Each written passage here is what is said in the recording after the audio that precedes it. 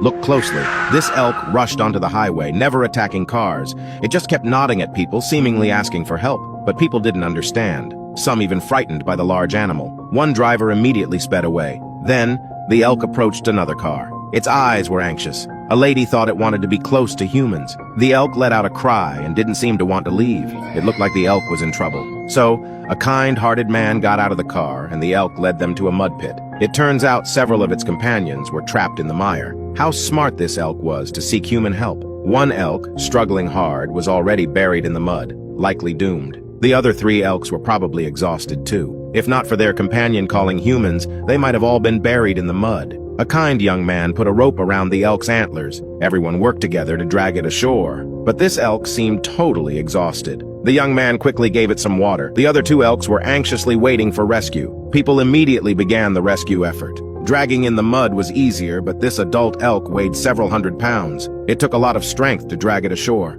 Everyone was drained. They had to rest before continuing the rescue. The elk waited patiently. A few minutes later, people pulled it up with all their strength. After being saved, the elk didn't run away but stayed close, watching these people. It seemed to want to remember their faces. It let out a cry, clearly thanking the people who helped. In the end, they saved all 3 living elks.